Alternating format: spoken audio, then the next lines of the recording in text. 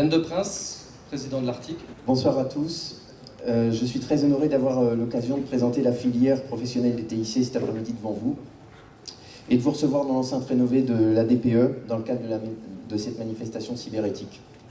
Cyberéthique, c'est le regroupement de différentes manifestations de notre secteur pour lequel toute une équipe a travaillé depuis plus d'1 an et je tiens à les en remercier ainsi que la CINOR et la Nordef qui nous accueillent et la collectivité régionale qui soutient cette manifestation. Ce regroupement témoigne de l'élan, de la maturité et de la cohésion de la filière TIC. Et votre présence ici honore tous les professionnels de notre secteur qui y voient le témoignage de votre reconnaissance. Pour ma part, et je sais que nombreux sont ceux parmi vous qui partageraient cette idée, je mesure le chemin parcouru par notre filière qui, toujours en forte croissance, représente aujourd'hui plus de 5000 emplois et plus d'1,5 milliard de chiffre d'affaires annuel. Il y a moins de 15 ans que la téléphonie mobile et l'Internet ont surgi dans nos vies. Vous souvenez-vous de la première fois que vous avez envoyé un SMS? C'était hier, et vous le faites comme si vous l'aviez toujours fait. Il y a 25 ans, Steve Jobs amusait tout le monde avec sa pomme. Il vient d'être élu patron de la décennie. Bill Gates bidouillait dans son garage. Aujourd'hui, il est l'homme le plus riche du monde. Je suis convaincu que chacun d'entre vous interroge Google plusieurs fois par jour. Mais vous souvenez-vous seulement que cette entreprise a été créée par deux jeunes en 1998, il y a tout juste 10 ans, pour valoir aujourd'hui 196 milliards de dollars. J'ai choisi quelques exemples parmi des centaines d'autres que j'aurais pu citer comme Yahoo, YouTube, Deezer, eBay, à la page mythique ou page jaune, pour citer des Français, Facebook, Twitter et bien d'autres encore. Notre filière est jeune, notre monde est nouveau, et même s'il pose plein de questions et provoque des bouleversements que je laisse aux sociologues le soin d'étudier, nous vivons dans l'ère du numérique et ce n'est qu'un début. Certes, les mégas, les gigas, les terras et tout le jargon technique qui entoure notre monde peut être rébarbatif, et la vitesse à laquelle les technologies se succèdent les unes aux autres peut en décourager plus d'un. Mais ne vous y trompez pas, tous ces mouvements, ces changements, ces évolutions témoignent seulement de la force et de la vigueur d'un mouvement de fond qui a déjà commencé à révolutionner le monde moderne. Les Réunionnais ne s'y sont pas trompés puisque les acteurs économiques de l'île ont choisi de proposer le secteur des TIC, ont choisi de proposer que le secteur des TIC soit l'un des 4 secteurs prioritaires de la LODEOM, ce que l'État et le gouvernement ont largement accepté et repris dans le dispositif ZFG dont l'application effective et entière doit ne plus tarder davantage. Les projets de développement de la Réunion, le PR2D, le PA3D, GERI et l'île verte convergent tous vers un modèle de développement vertueux, respectueux des humains et de l'environnement. Ils nourrissent l'ambition d'autonomie alimentaire et énergétique. Nous, les acteurs de la filière TIC, nous avons la conviction, nous avons même la certitude que les TIC ont un rôle majeur à jouer dans ces projets et plus généralement dans le développement de la Réunion.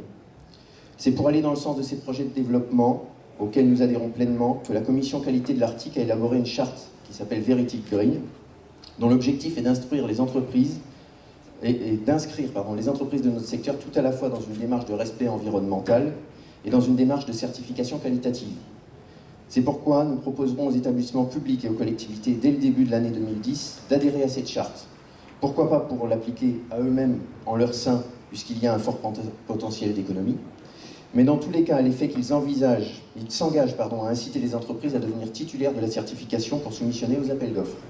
Lorsque l'on évoque notre département, on pense au charme, à la diversité et à la gentillesse de sa population, on pense à des paysages grandioses, et puis vient la question de son éloignement, voire de son isolement. Vivre dans une île tropicale en plein milieu de l'océan Indien est une chance, mais être à 10 heures d'avion et 9000 km de la métropole crée un ensemble de complications que vous connaissez toutes et tous aussi bien que moi. Fort heureusement, le câble sous-marin en fibre optique SAFE relie notre île au reste du monde depuis 2002. Et même si son ouverture à la concurrence a été plus difficile que nous l'aurions tous souhaité, elle est désormais effective, et nous sommes à moins de 200 millisecondes de Paris. Le fait de cette récente ouverture concurrentielle, le fait que nous soyons reliés au Portugal en passant par l'Afrique du Sud par l'ouest et à l'Inde par l'est, le fait aussi que les membres du consortium qui détient ce câble nous assurent d'une durée de vie minimale restante de 12 années, et le fait enfin que les capacités aient été considérablement augmentées récemment nous permettent d'envisager l'avenir sereinement pour traiter les problèmes qui ralentissent encore le développement du haut débit au détriment de toute l'économie locale. En effet, même si le câble est vendu moins cher aux opérateurs, les usages explosent. Avec eux, la consommation de bande passante de chacun d'entre nous. C'est pourquoi l'ensemble des fournisseurs d'accès à Internet de l'île, avec le soutien unanime des membres de l'Arctique, a proposé d'installer des serveurs spécialisés pour diminuer la consommation de bande passante internationale. Le principe est très simple. Il est universel puisqu'il est repris partout ailleurs dans le monde, y compris récemment chez nos voisins mauriciens. Il s'agit tout simplement d'installer des serveurs à La Réunion, de sorte que le clip vidéo ou encore la page internet ou le morceau de musique que vous téléchargez pour l'écouter soit disponible directement à La Réunion, sans que vous ayez besoin de le télécharger via le câble Safe. La bande passante ainsi économisée sera autant de bandes passantes disponibles pour tous les autres usages, comme la visioconférence, la vidéoconférence, la sauvegarde. Je peux vous annoncer que les premiers serveurs de ce type, ceux de Google, dont nous vous avons parlé depuis plusieurs mois déjà, sont effectivement arrivés à La Réunion et qu'ils ont été raccordés par l'Arctique et par Renater dans le GIX, qui est le point d'interconnexion des différents opérateurs de l'île, il y a 2 jours. Des négociations sont très avancées avec d'autres acteurs d'Internet pour suivre la démarche. Malheureusement, les internautes réunionnais ne pourront pas profiter dès à présent des indéniables bénéfices de ces installations, puisque pour qu'ils produisent leurs effets bénéfiques, il faut impérativement les doter d'une bande passante suffisante et adaptée.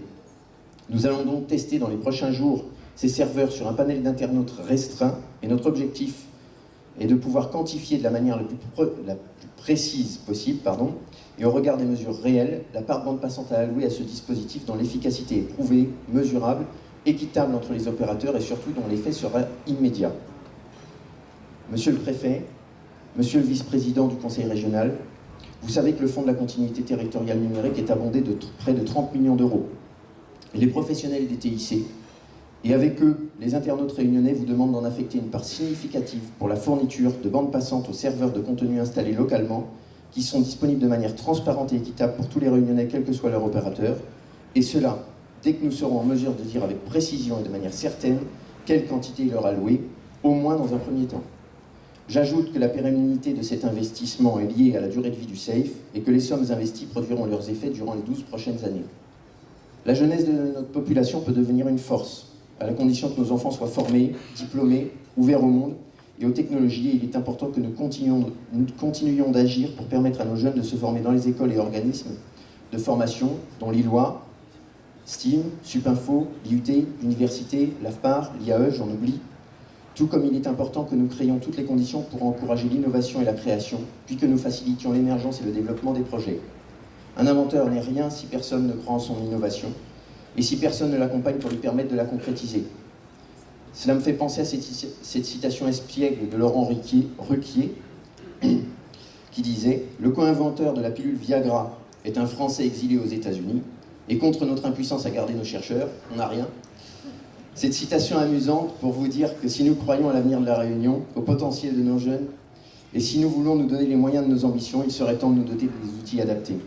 L'élaboration d'un schéma régional d'innovation, les mesures d'aide et d'accompagnement au développement des projets innovants, le crédit d'impôt recherche, l'environnement technopolitain et la création prochaine d'un fonds d'investissement local sont des mesures qui vont dans ce sens, mais dont les effets sont encore insuffisants sur le tissu économique local.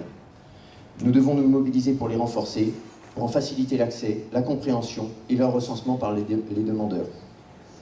Certaines des mesures récentes annoncées par le président de la République vont dans ce sens, et nous ne pouvons que nous en féliciter.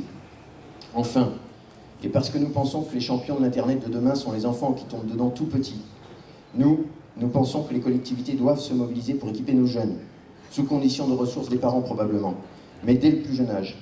Les baisses de prix constantes qui font qu'un ordinateur vaut moins de 300 € désormais permettent de l'envisager très raisonnablement. De la même façon que nous devons accompagner le développement de notre jeunesse, nous devons dès à présent prendre toutes les mesures pour placer les entreprises locales en situation d'exporter. Innover et créer, c'est bien, et ce sera d'ailleurs salutaire. Mais il serait naïf de croire qu'il sera toujours temps de nous occuper de l'export le moment venu. C'est en partant de ce constat notamment que l'Arctique organisera une mission aux États-Unis en Silicon Valley au mois d'avril 2010 avec le soutien de la DRCE. L'objectif sera de comprendre les mécanismes qui permettent aux entreprises de la Silicon Valley d'être des leaders, de nouer des partenariats techniques et commerciaux et de trouver de nouveaux marchés. Nous avons déjà ici des entreprises innovantes qui ont vocation à exporter. Il va de soi que c'est sous la bannière Oui Réunion que notre délégation se présentera aux interlocuteurs comme Yahoo, Google et Tesla, le fabricant de voitures électriques que nous rencontrerons. Pour conclure, et avant de rendre la parole, je tiens à vous remercier pour votre écoute, ainsi qu'à renouveler mes plus sincères remerciements aux équipes, à toutes nos équipes qui se sont chargées de l'organisation. Merci.